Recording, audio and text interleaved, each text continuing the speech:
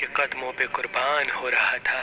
और ये मंजर देखने के लिए तमाम आलमीन की फरिश्ते करबला के मैदान तक आ पहुंचे। कभी इमाम हुसैन से जमीन मुखातिब होकर कहती है कि ऐ हमारे आका, हमें हुक्म दें, हम अभी फट जाएं और इस पूरे लश्कर को फिन्नार कर दें। तो कभी आसमान चीख के कहता है ऐ मेरे हुसैन, हमें हुक्म दें। तो कभी जाफर जिन मुख्तलिफ जिन्नात के साथ दस्ते अदब को जोड़ के कहता है ऐ मेरे मौला, मुझे हुक्म दें कि इस फौज यजीद को फिन्नार कर दूं। इमाम हुसैन तमाम अंबिया, औलिया, फरिश्तों और जिन्नात से कहते हैं ये सब्र का इम्तिहान है। मेरा अल्लाह मेरा सब्र आजमाना चाहता है और मेरे खून से ही इस्लाम को जिंदगी मिलेगी, क्योंकि मेरे शहीद होने के बाद रहती दुनिया तक किसी भी यजीद की ये मजाल न होगी कि कोई मेरे नाना हजरत मोहम्मद मुस्तफ़ा सल्लल्लाहु अलैहि वसल्लम की शरीयत को झूठा कहे। बस सब मौला हुसैन का इम्तिहान देख रहे हैं। इमाम हुसैन अली अकबर के सीने से बर्छी निकालते हैं तो कभी अपने 6 माह का बच्चा कुर्बान करते हैं। जब आपके साथ कोई न रहा, आप ख़याम में आते हैं, बीबियों से अलविदा कहते हैं। इमाम सज्जाद को वसीयतें करते हैं कि इस्लाम के लिए हर दुख तकलीफ को बर्दाश्त करना, लेकिन कदम कदम पे अपने नाना की रसालत की गवाही देते रहना।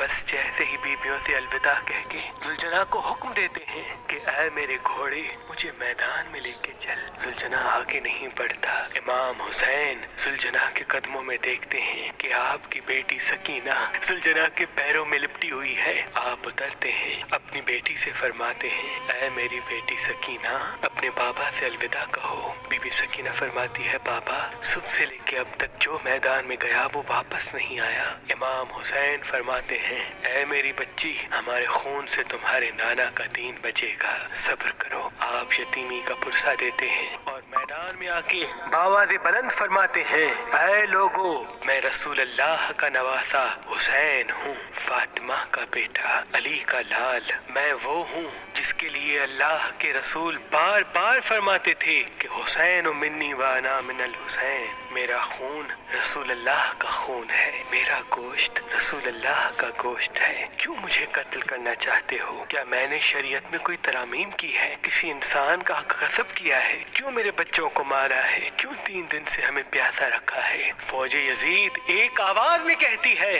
कि हम सब तुझे तेरे बाबा अली के बुक्स में कत्ल करना चाहते हैं। फिर आप फरमाते हैं आज जो इस्लाम का परचम तुम हाथों पे बुलंद करके खड़े हो, ये परचम मेरे बाबा अली ने बुलंद किया था। खैबर और खंदक में अगर मेरे बाबा अली ना होते तो इस्लाम की फतह नामुमकिन थी। आज उस अली को ये सिला दे रहे हो कि उसकी औलाद को इस बयाबान में भूखा और प्यासा करके कत्ल कर रहे हो। बस उमर बिन साद कहता है कि हुसैन की बात ना सुनो, हमला कर दो। तारीख ने लिखा इमाम हुसैन अलैहिस्सलाम के मद्दे मुकाबिल जो भी आया वो फिन्नार हुआ। जमीन पे इससे पहले ऐसी जंग ना देखी गई कि एक 3 दिन का भूखा प्यासा शेर की तरह लड़ रहा है और फौज दूर दूर भाग रही है। बिलाखिर शिविर उमर बिन साद ने ये सोचा कि ये अली का शेर है, इससे मुकाबला करना नामुमकिन है। पूरी फौज को कहते हैं कि एक साथ इमाम हुसैन पे हमला किया जाए, लेकिन कोई भी इमाम हुसैन के करीब न जाए।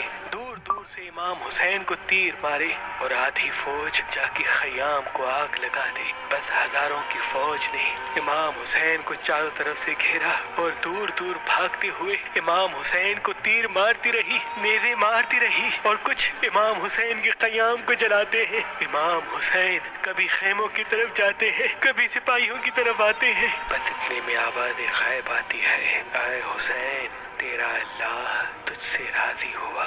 इमाम हुसैन तलवार को रोक लेते हैं। फौजी अशकिया जैसे ही इमाम हुसैन की रुकी हुई तलवार देखते हैं तो वो लोग जो इमाम हुसैन को देख के भाग गए थे वो भी करीब आने लगते हैं और दूर दूर से जिसके हाथों में जो चीज होती है वो इमाम हुसैन की तरफ फेंकने लगते हैं। तारीख ने लिखा जिसके पास नेज़े थे वो नेज़ा मारने लगा, जिसके पास तीर थे वो तीर मारने लगा, जिसके पास तलवारें थी वो تلواریں مارنے لگا، جس کے پاس مارنے کے لیے کچھ نہ تھا وہ کربلا کی گرم زمین سے مٹی اٹھاتا اور امام حسین کی طرف پھینکتا۔ تاریخ نے لکھا آپ کے جسم پہ اتنے تیر تھے کہ آپ کا جسم مبارک دور سے نظر تک نہیں آ رہا تھا۔ آپ نے چاہا کہ آپ اللہ کے دربار میں سجدہ کریں۔ آپ اپنے آپ کو گھوڑے کی زین سے زمین کی طرف لے کے جاتے ہیں، لیکن آپ کے جسم مبارک پہ تیر اتنے تھے، نہ آپ زمین پہ تھے نہ گھوڑے کی زین پہ تھے، تیروں کے مسلح پہ تھے۔ یہ منظر تمام انبیاء دیکھ کے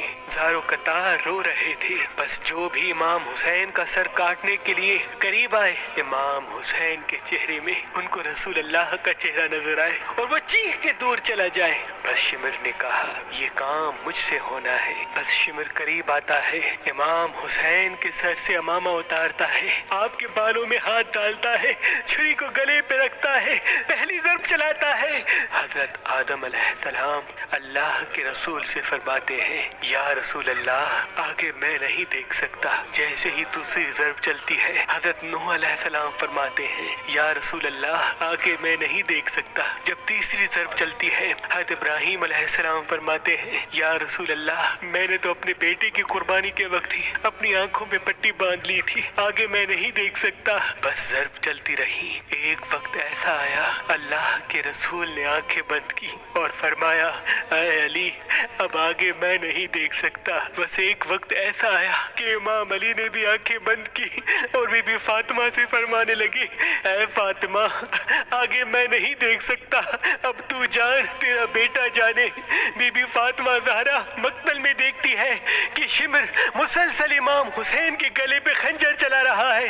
آپ قریب آتی ہے، دونوں ہاتھ امام حسین کی گردن پہ رکھتی ہے اور فرماتی ہے اے شمر نہ مار، میرے بچے کو نہ مار، میں نے چکیاں پیس کے اس کو پالا ہے، یہ تیرے رسول کا نواسا ہے۔ لیکن افسوس شمر مسلسل امام حسین کے گلے کو کاٹتا رہا۔ شمر دیکھے امام حسین کے مسلسل لب ہل رہے ہیں، سوچا کہ شاید حسین ہمیں بد دعا دے رہے ہوں گے۔ قریب آ کے جب سنتے ہیں تو امام حسین فرما رہے تھے اے اللہ میرے بچوں کی قربانی قبول کرنا، میرے عزیز و اقارب کی قربانی قبول کرنا۔ تیرا شکر ہے کہ تو نے اپنے محبوب کے اس نواسے حسین کو اس عظیم امتحان کے لیے چنا، میری قربانی قبول کرنا۔ تو عظیم ہے، تو اعلیٰ ہے، اگر میری 70 جانیں بھی ہوتی تو وہ بھی میں تیرے نام پہ تیرے اسلام پہ قربان کرتا۔ سلام ہو آل محمد پر، سلام ہو رسول اللہ کے خاندان پر، جنہوں نے ہر تکلیف کو برداشت کر کے قیامت